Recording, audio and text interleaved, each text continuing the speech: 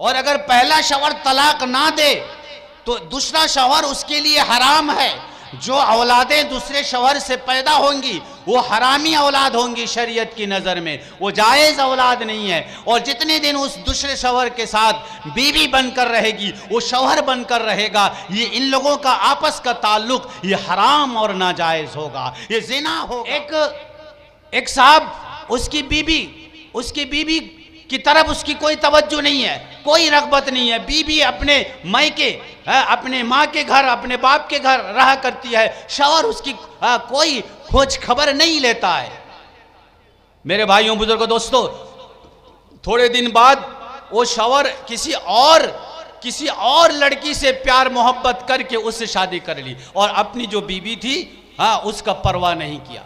ये बीवी जब इसने देखा कि शौहर ने तो दूसरी लड़की से शादी कर ली है, ये भी किसी लड़का से प्यार मोहब्बत करके इसने भी कोर्ट में जाकर शादी कर ली। अब मजे की बात यह है कि इसका पहला शौहर जिससे शादी की है उसका कोई शौहर है,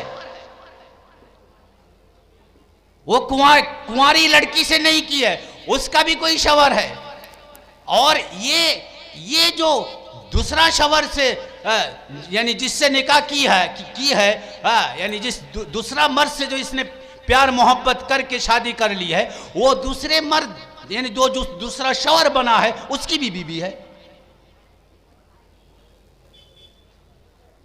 और मुझे बुलाए क्यों भाई?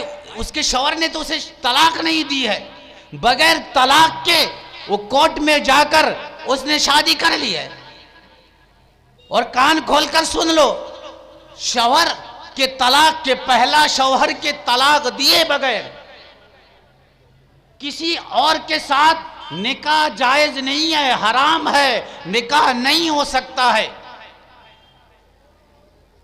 कोर्ट हमारी शरीयत नहीं है, कोर्ट हमारा कुरान और हदीस नहीं है, कोर्ट हमारा मुफ्ती नहीं है, कोर्ट हमारा काजी नहीं है। लिहाजा ये कोर्ट से जो शादी कराई जाती है या निकाह तोड़ा जाता है, तलाक कराई जाती है, ना वो तलाक शरीयत में मोतबर है ना वो निकाह शरीयत में मोतबर है। जब पहले शौहर ने तलाक ही नहीं दी है तो शादी कैसे हो जाएगी? और इसीलिए मुझे वहां बुलाया गया था। गांव वालों ने कहा कि ये शादी तो सही नहीं है, लिहाजा इन लोगों का आपस का ताल्लुक ये तो नाजायज ताल्लुक है। मेरे भाइयों बुजुर्गों दोस्तों, इसी मसले के लिए मुझे वहां बुलाया गया था। अभी 4 दिन पहले एक फतवा मेरे पास आया है। मियाँ बीबी से लड़ाई हो रही है, शौहर और बीबी से लड़ाई हो रही है। शौहर बीबी से बोलता है कि अगर तूने मुझसे बात की तो तेरे बाप से तू शादी कर ले, तू तेरे बाप से शादी करेगी, जैसे हम लोग बोलते हैं। बीबी ने बोली कि अगर तूने मुझसे बात की तो तू तेरी मां से शादी कर लेगी। अब मुझे फतवा मुझसे पूछने लगे क्या होगा। मैंने कहा कि भाई वो शौहर जो वो बीबी को माँ बोले, माँ से शादी तो कर लेगा, वो उसकी माँ बन जाएगी। और ये उसको बाप बोल दे, बात खत्म, बाप बेटी बन जाएंगे, एक दूसरे से शादी हो जाएगी। और क्या फिर? मैं गुस्से से बोला, आज ये हमारे मुआशरा का हाल है। हजारों ऐसे फतवे हैं और ऐसे वाकया पेश आ रहे हैं। थोड़े दिन पहले एक शौहर ने पहला शौहर ने उसको तलाक नहीं दी है, कोर्ट से तलाक करा के उसने दूसरे से घर वाले ने शादी उस लड़की की करा दी। मेरे पास आए मौलवी लोग, पूछने लगे कि जी ये शादी पढ़ाऊंगा या नहीं। मैंने कहा कि ये शादी होगी नहीं जब तक पहला शौहर से तलाक ना कराई जाए। कोर्ट की तलाक ये मोतबर नहीं है। लेकिन अफसोस, आवाम पब्लिक की जुर्अत पर, पब्लिक की दिलेरी पर और शरीयत को ऐसा मजाक और खिलौना बना लिया है। उलमाए किराम की बात मानने के लिए तैयार नहीं है। जबरदस्ती उस लड़की की शादी जहां उन लोगों ने रिश्ता तय किया था वहां करा दी, हालांकि पहले शौहर ने तलाक नहीं दी है। और अगर पहला शौहर तलाक ना दे तो दूसरा शौहर उसके लिए हराम है। जो औलादें दूसरे शौहर से पैदा होंगी वो हरामी औलाद होंगी शरीयत की नज़र में, वो जायज़ औलाद नहीं है। और जितने दिन उस दूसरे शौहर के साथ बीवी बनकर रहेगी, वो शौहर बनकर रहेगा, ये इन लोगों का आपस का ताल्लुक ये हराम और नाजायज़ होगा, ये ज़िना होगा। कोई मामूली बात है मेरे भाइयों बुजुर्गों दोस्तों। नबी करीम सल्लल्लाहु अलैहि वसल्लम ने फरमाया, अभी खुतबा में मैंने जो हदीस पढ़ी तिरमिजी शरीफ की हदीस है, आज़मुन निकाह बरकतन ऐसरुहु मऊनतन, आज़मुन निकाह बरकतन ऐसरुहु मऊनतन।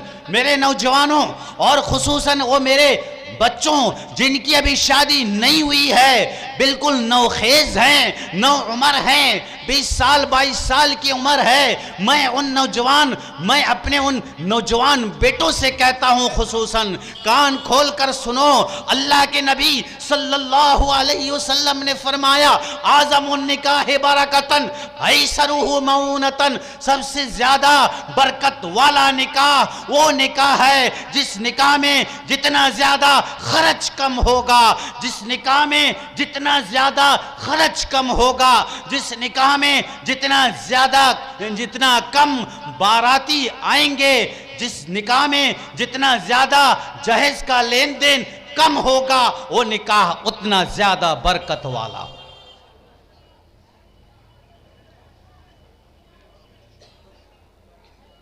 कई दफा हज कर लिए हैं, उम्रे कर रहे हैं, चिल्ले में जा रहे हैं और कितने खैरात कर रहे हैं मेरे भाइयों बुजुर्गों दोस्तों। दूसरी तरफ से नेकियां बटोर रहे हैं, जमा कर रहे हैं। और हमारी मुआशरत का हाल यह है, बेटे की शादी जब होती है तो समधी से बोलता है कि भाई हमारा कोई डिमांड नहीं है, लेकिन आप लोगों को तो पता है, मालूम है कि हमारा ख़ानदान बहुत बड़ा है और हमारा जो सर्कल है दोस्तों का वो भी बहुत फैला हुआ है, लिहाजा थोड़ा बारात ज़्यादा जाएंगे, इतना आप लोगों को मानना पड़ेगा। अब लड़की वाले बोलते हैं कितना आएगा, दबी दबी आवाज़ से बोलते हैं कितना आएगा। बोले भाई ज़्यादा नहीं, बस वो 700-800 तक आएगा। ये हमारा ईमान का तकाजा है, ये हमारी दीनदारी है। अफसोस है ऐसे दीनदारी पर, किस बिना पर आप 700-800 1000-1200 बाराती ले जा रहे हैं। अभी मैं मरहूम डॉक्टर इसरार साहब, मुफस्सिर कुरान पाकिस्तान के बहुत बड़ी शख्सियत है, एक आलमी इंटरनेशनल शख्सियत है, बाज़ लोग यूट्यूब में उनका बयान वगैरह देखते होंगे। डॉक्टर इसरार साहब इंतकाल हो चुका है। मेरे भाइयों बुजुर्गों दोस्तों, कह रहे थे कि अरबी जुबान में बाराती का कोई लफ्ज नहीं है, बाराती के लिए कोई लफ्ज इस्तेमाल नहीं होता है, बाराती का कोई तस्वुर अरबी जुबान में नहीं है। बरजात्री, ये बारात जो हम लेकर जाते हैं, डोले वाली और ये बारात, इनके लिए कोई लफ्ज अरबी जुबान में नहीं है, उनके डिक्शनरी में ये लफ्ज को वज़ा ही नहीं किया गया है, ये सरे से हाई ही नहीं, ये तस्वुर अरब में नहीं था। लिहाजा आप दुनिया के किसी भी मुफ्ती से पूछ लीजिए, चाहे आप फुरपुरा के उलमा से पूछें, चाहे देवबंदी के उलमा से पूछें, चाहे अहले हदीस के उलमा से पूछें, चाहे बरेलवी के उलमा से पूछें कि भाई ये बाराती ले जाने का जो सिस्टम है ये क्या शरीयत के मुताबिक है, शरीयत में जायज़ है? तो मैं इंशाअल्लाह दावा के साथ कहता हूँ कि सभी बोलेंगे नहीं, शरीयत में इसकी गुंजाइश नहीं है, शरीयत में ये सिस्टम, ये बाराती ले जाने का कोई सिस्टम नहीं है। लेकिन आज हमारी मुआशरत ऐसी है कि इसको फख्र समझते हैं। कि हमारे बाराती 500 गए थे, हमारे 1000-1200 गए थे। एक एक शादी में 2,500 हजार लोगों के खाने का इंतजाम किया जाता है, कई कई लाख का पिंडाल बनाया जाता है। और मेरे भाइयों बुजुर्गों दोस्तों, फिर जोकर्स लाए जाते हैं, हाँ, और लड़कियों को सजा बजाकर इस्तकबाल के लिए ठहराया जाता है। वो गुलाब का फूल लेकर, चंबेली का फूल लेकर इस्तकबाल करती है, खुश आमदेद करती है। शर्म नहीं आती है? ये कौन सा दीन है, ये कौन सा इस्लाम है? और ऐसा अगर बिस्मिल्लाह ही गलत हो तो औलाद कैसी होंगी और वो दुल्हन कैसी होगी? वो कौन सा ईमानदार है, वो कौन सा समझदार इंसान है, वो कौन सा मौलवी है वो जो कह देगा कि 2,500 हजार लोगों के खाने का इंतजाम हो, कई कई लाख का पिंडाल बनाया गया हो, और उसमें यानी भेक्टी मछली भी हो, पाम्पलेट भी हो, चिंगड़ा भी हो, चिकन भी हो, मटन भी हो, बीफ भी हो, बिरयानी भी हो, कोरमा भी हो, पुलाव भी हो, और हजारों इस तरह के आइटम्स खाने के हों। क्या ये सब फजूल नहीं है? कोई इंसान कह सकता है कि ये ठीक है, सब ये फजूल नहीं है, बेकार खर्ची नहीं है, फजूल खर्ची नहीं है? अगर आपका दिल कहता है, आपकी ज़मीर कहती है कि ये फजूल खर्च है, ये बेजा खर्च है, तो कुरान को देख लो, इन्नल मुबद्दिरीन कानू इख्वान शयातीन, फजूल खर्ची करने वाले शैतान के भाई हैं। आप कौन होंगे, हम कौन होंगे? हम खुद अपना फैसला करें कि हम कौन होंगे फजूल खर्ची करने वाले। कहते हैं कि क्या करेंगे, रस्म और रिवाज बन गया है, नाक कट जाएगी, हमारा वकार नहीं रहेगा। यही हमारा दीन है, रस्म रिवाज हमारा दीन है, खुराफात हमारा दीन है, फजूल खर्ची करना यही हमारा दीन है। क्या नबी ने इसी बात की तालीम हमें दी है? यही सिखाया है नबी ने?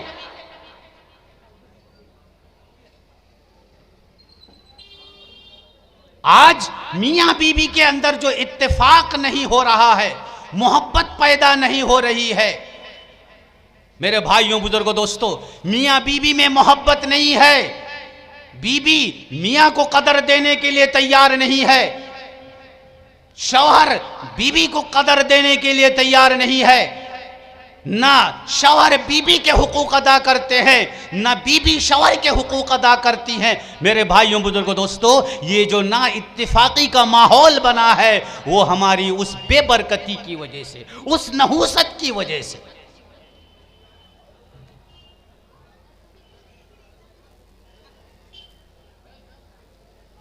और अफसोस इस बात पर है कि हम जैसे मौलवियों का पेट बहुत बड़ा है, हमारा पॉकेट बहुत छोटा है, हमारा दिल भरता नहीं है, और हम जैसे मौलवियों को थोड़ा बहुत माल देकर, माल का चस्का पॉकेट में डालकर, मेरे भाइयों बुजुर्गों दोस्तों, हमारा पेट भर दिया जाता है। हमारा पेट भर जाता है और पॉकेट भर जाता है तो जुबान बंद हो जाती है, हमारे जुबान पर ताले लग जाते हैं। हम बाइकाट करने के लिए तैयार नहीं हैं, हम खुलेआम इन बुराइयों के खिलाफ बोलने के लिए तैयार नहीं हैं।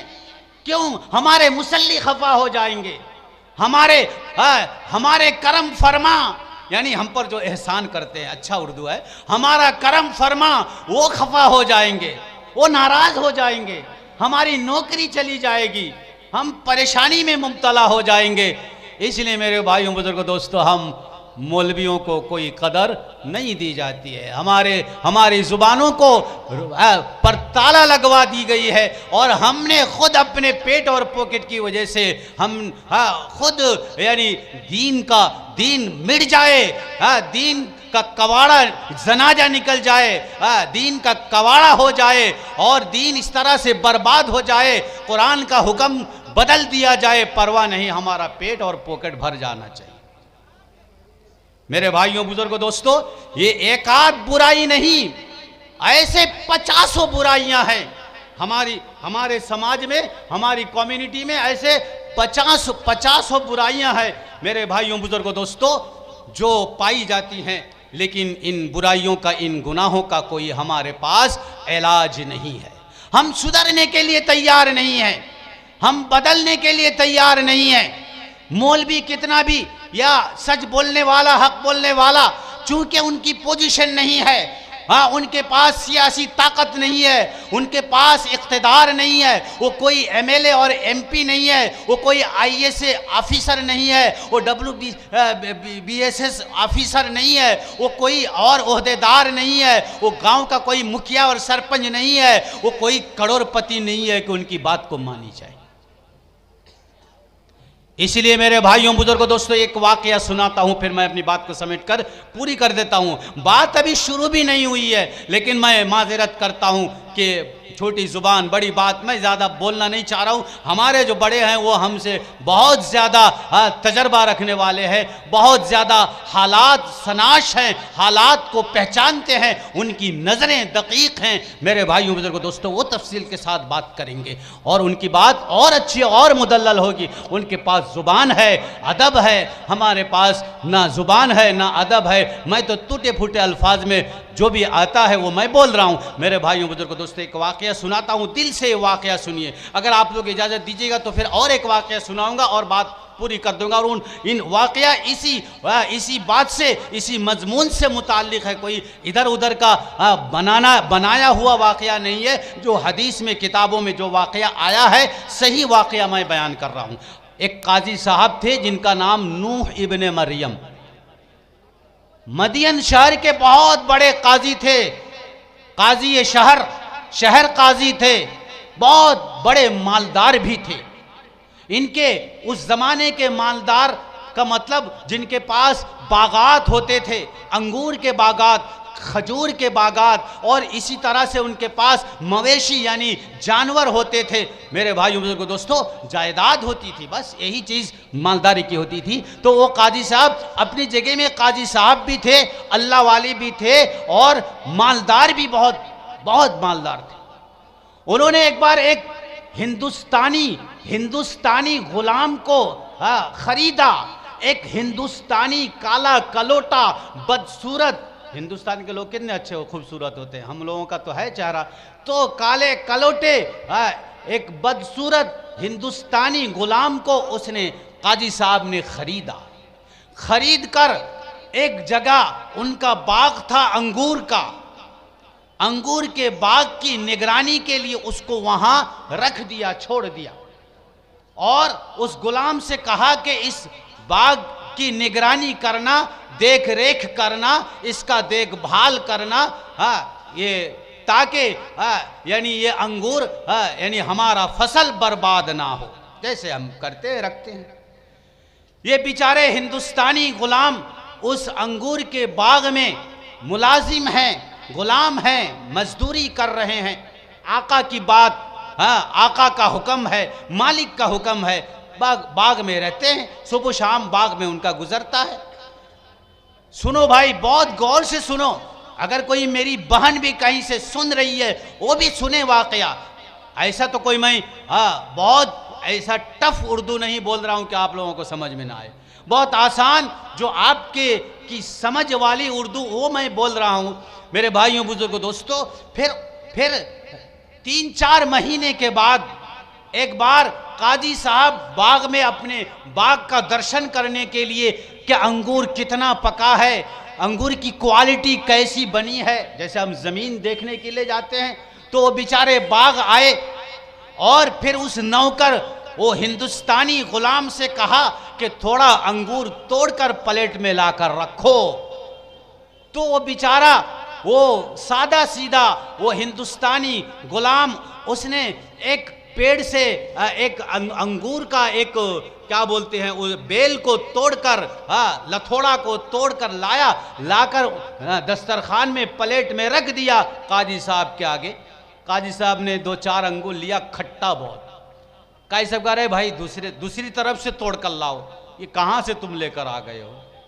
फिर वो बेचारा गया और बाग के दूसरी साइड से, दूसरी तरफ से थोड़े बहुत अंगूर के बेल तोड़ कर लाए। बेल का मतलब वो जो लड़ी होती है अंगूर का, उसको तोड़ कर लाए, फिर लाकर रखे। मेरे भाइयों, बुजुर्गों, दोस्तों, फिर वो काजी साहब 2-4 अंगूर खाने के बाद वो भी खट्टे निकले। तो काजी साहब को बहुत गुस्सा आया, अरे क्या तुम कैसा मुलाजिम हो, कैसा नौकर हो, तुम्हें कुछ समझ में नहीं आ रहा है? क्या तुम खट्टे खट्टे अंगूर ला रहे हो? मुझे अंगूर खाने की ख्वाहिश हो रही है और तुम्हें मीठे अंगूर का पता नहीं है कि कौन सी बेलियों में मीठे अंगूर हैं, अंगूर के कौन से साइड में, कौन से पेड़ों में मीठे अंगूर हैं, वहां से मीठे अंगूर तोड़कर तो लाओ। तो उस हिंदुस्तानी गुलाम ने कहा कि हजरत मुझे क्या पता कौन सी साइड का, कौन सी बेल अंगूर का मीठा है, कौन सा खट्टा है, मुझे तो पता नहीं है, मैं कैसे समझूंगा। तो ये जवाब सुनकर काजी साहब की आंखें फटी की फटी रह गई, बिल्कुल सत्ता तारी हो गया, खामोश हो गए कि इतना भी नेक इंसान आज के दौर में, ऐसे भी नेक इंसान ऐसे हैं कि 4-5 महीना इनको या साल 2 साल इनको यहां रहते हुए गुजर गया है और इनको ये भी पता नहीं है कि अंगूर कौन सी साइड का किधर कौन सा अंगूर मीठा होता है और कौन सा अंगूर खट्टा होता है, इनको पता नहीं है। इसका मतलब ये अंगूर का कोई दाना कभी चखा नहीं है। तो काजी साहब ने कहा क्यों, तुम्हें पता नहीं है? थोड़ी देर के बाद दिल में सोचकर काजी साहब ने कहा कि तुम्हें पता नहीं है कौन सा अंगूर मीठा है, कौन सा अंगूर खट्टा है, तुम्हें पता नहीं है? बोले हजरत मुझे तो पता नहीं है। क्यों, तुम नहीं खाते हो अंगूर, चखते नहीं हो, देखे नहीं हो? तो कहने लगे हजरत आप तो मुझे देख रेख के लिए मुलाजिम मुकर्रर किए हैं, मेरी नौकरी बाग की हिफाजत करना, बाग की निगरानी करना, बाग माने बगान, बाग की निगरानी करना। आपने तो बाग से अंगूर खाने की मुझे इजाज़त नहीं दी है। तो हजरत आप मेरे मालिक हैं, आका हैं, आपकी इजाज़त के बगैर बाग का एक अंगूर भी मैं कैसे खा सकता हूँ? मेरे लिए तो जायज़ नहीं है। इसलिए आज तक मैं कभी एक अंगूर भी बाग का चखा नहीं, ना तोड़ कर चखा हूँ, ना गिरा हुआ अंगूर मैं चखा हूँ। ये अमानत है आपकी, आपकी अमानत में मैं खियानत नहीं कर सकता हूँ मालिक, इसलिए मैं जानता नहीं हूँ कि कौन सा अंगूर मीठा है, कौन सा खट्टा है। ये सुनकर आंसू आ गया काजी साहब की आंखों में आंसू आ गया और बेचारे चुपचाप रोते रोते घर गए। क्योंकि काजी साहब अपने वक्त के बहुत बड़े मालदार भी थे और बहुत मशहूर मारूफ शख्सियत काजी साहब, इल्म वाली शख्सियत भी थी उनकी। इसलिए उनके घर में एक खूबसूरत लड़की थी, उनकी खूबसूरत एक बेटी थी। सुनो मेरे मालदार भाइयों, मेरे पढ़े लिखे दोस्तों, आप लोग सुनो, जिनके घरों में अल्लाह ने बेटियां दी हैं वो सुने आज। मेरे भाइयों बुजुर्गों दोस्तों, काजी साहब रोते रोते आकर ये सारा माजरा अपनी बीबी को सुनाया। तो बीबी को भी बहुत ताज्जुब लगा कि इतना अच्छा इंसान, अल्लाह वाला इंसान आज के दौर में दुनिया में है। लेकिन बीबी कहने लगी कि मेरे आका, मेरी जान, मेरा शौहर, आप बताइए आप क्या कहना चाहते हैं, मुझे ये किस्सा क्यों सुना रहे हैं? तो काजी साहब ने कहा बीबी जान, मैं चाहता हूं कि मैं अपने लख्त जिगर को, मेरे जिगर का टुकड़ा, दिल का टुकड़ा, जो मेरी बेटी फातिमा या आयशा या खदीजा जो भी नाम था, मैं उसको, इस गुलाम से उसका निकाह कर दूं, शादी करा दूं गुलाम से।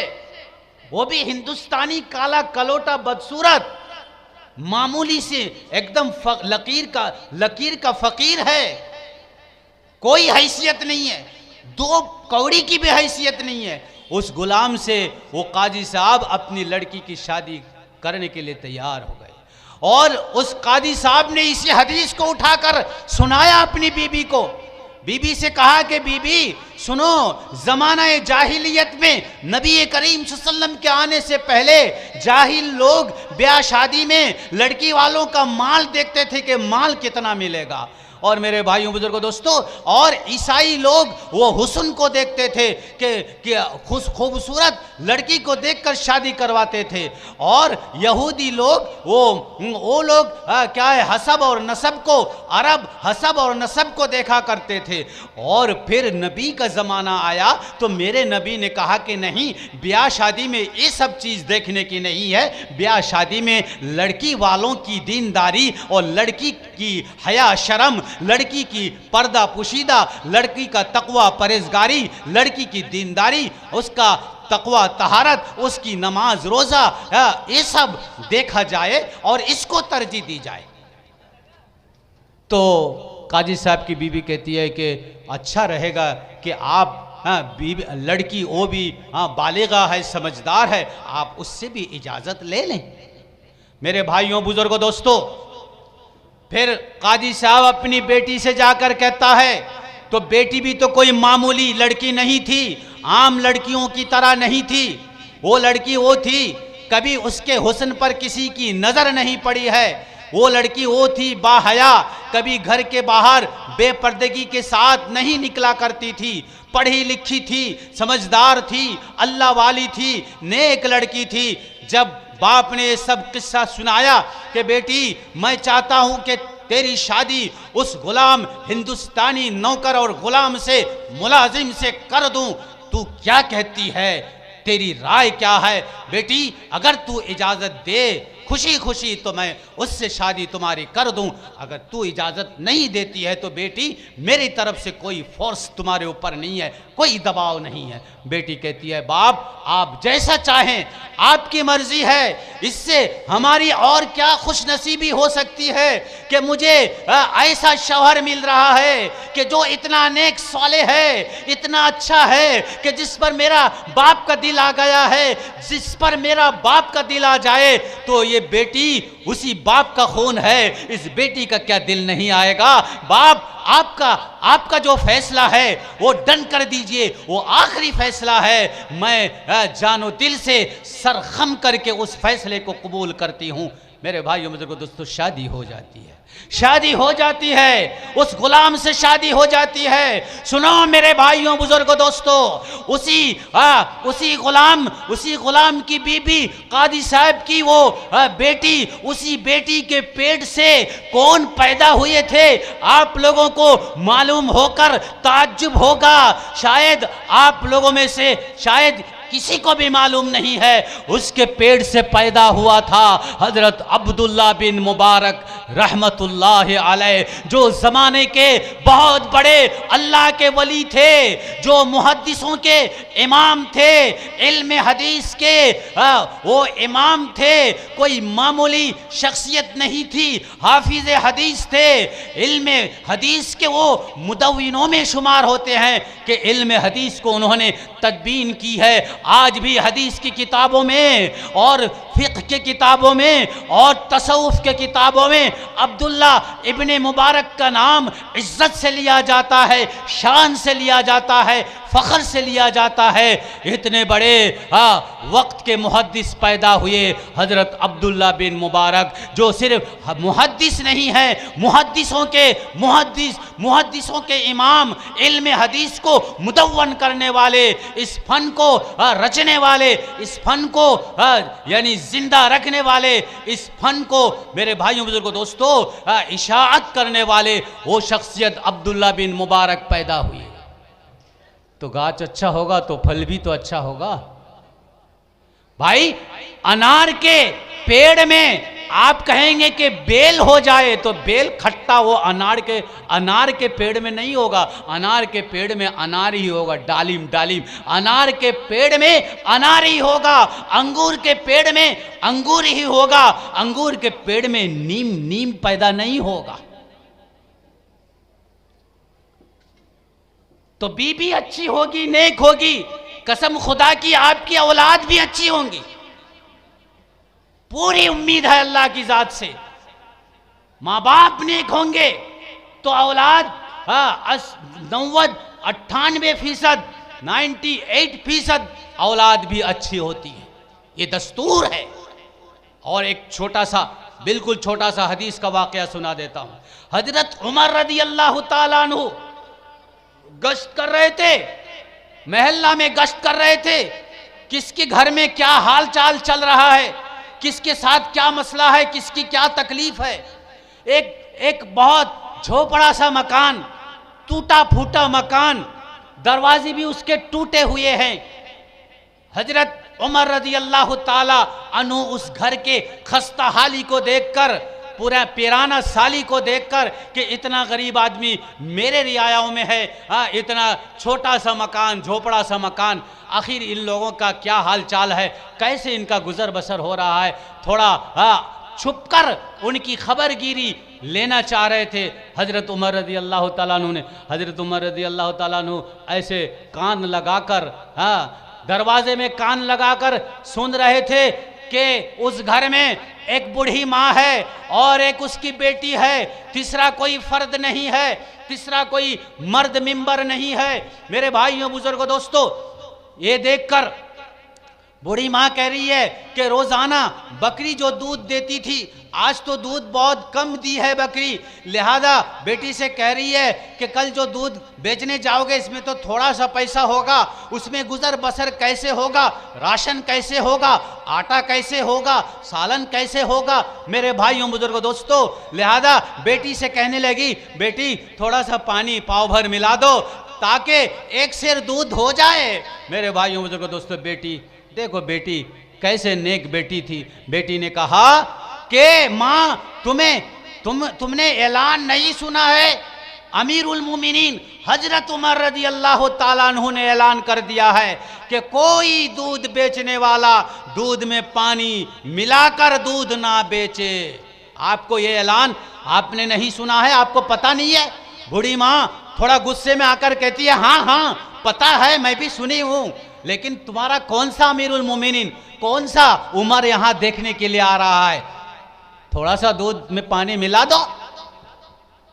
तो बेटी कहती है कि हाँ, अमीरुल मोमिनीन तो नहीं देख रहा है हमारे पानी मिलाने को। अमीरुल मोमिनीन का मालिक, सबका मालिक, हमारा मालिक, आपका मालिक अल्लाह रब्बुल इज्जत, वो मालिक कायनात, वो तो देख रहा है। अमीरुल मोमिनीन नहीं देख रहा है, लेकिन अमीरुल मोमिनीन का खुदा तो देख रहा है। माँ तुम क्या बोलती हो? ये सब कुछ सुन रहे थे हजरत उमर रज़ी अल्लाह ताला अन्हु।